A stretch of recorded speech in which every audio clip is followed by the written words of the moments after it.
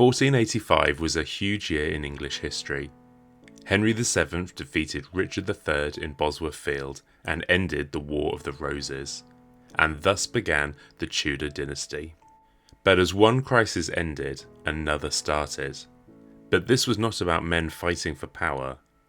This was people fighting for their lives against the disease that would become known as the Sweating Sickness.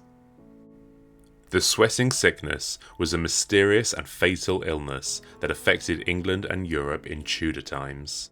It was a particularly hideous illness, as it could come on very suddenly. It was highly uncomfortable and could leave the victim dead within just hours. It's said that victims described a feeling of dread, followed by chills and headache, body pain and delirium. The individual would sweat excessively, thus giving it the name the Sweating Sickness. But this was not just a regular sweat on a warm day. It was said to smell terrible, and remember, with many people not bathing frequently at the time, it would have been highly unpleasant. Death would often come very quickly, usually about 24 hours or less, and it was said a person could be healthy in the morning, but dead by nightfall. It's not known for sure what started the sickness. It has been suggested that it could have been brought to England from France by soldiers fighting for Henry VII. The timing is interesting, as the first recorded case was in August 1485, in the same month that Henry and Richard III fought at Bosworth. It's easy for us in the modern world, with flushing toilets and running water whenever we turn the tap, to underestimate the problems with sanitation people faced in the past. Disease and illness were fairly common, and with less advanced medicine, it's not surprising that life expectancy was quite a bit younger than today. The standards of the time meant there was a big problem with diseases carried by animals such as rodents. Rats would have been running all over the place, and not just in the poorer households. And through their droppings, people could get very sick. There was also a big problem with lice, which could carry deadly diseases with them. In reality, if a person avoided serious illness with all the problems they had back then, it was quite an achievement. The sickness caused huge panic. People had very limited knowledge about the illness, and with few resources to find out more accurate information, people who became sick tried all sorts of things, like keeping still in belief that movement could bring on death. They burnt aromatic herbs and paid close attention to what they ate. Also, as would often happen with illness, many turned to prayer. Some believed this was divine punishment. To try and prevent further spread of the disease, the dead were often quickly placed in mass graves with little religious ceremony. Family members sometimes even abandoned their homes with their dead relatives still inside. It wasn't just the poor that were affected, but people at all levels of society, including the King Henry VIII. He was extremely concerned about the sickness. He would go to great lengths to stay healthy.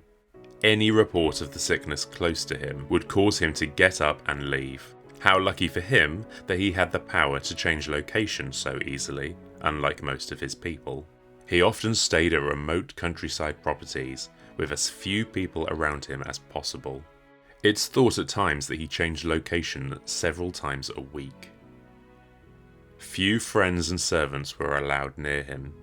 The ones that remained were kept busy, constantly cleaning, as Henry felt a clean environment was essential. Around 1528, Henry sent his love Anne Boleyn away from court to the more safe countryside.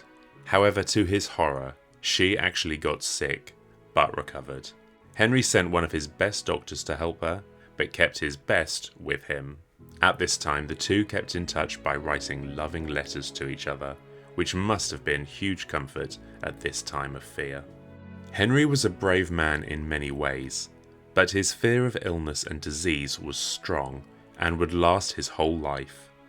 It's always interesting to me that a person with so much fear of their own death could so willingly take away other people's lives without much thought.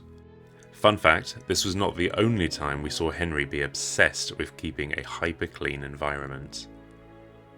Henry had an overwhelming fear that his son and heir Edward would die. Henry waited so many years and had gone through so much trouble, such as disposing of his first 2 wives, to finally get his son, so he didn't want to take any chances.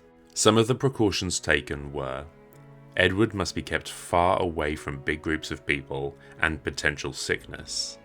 Few trusted people were allowed to be around him, and these people had to be healthy.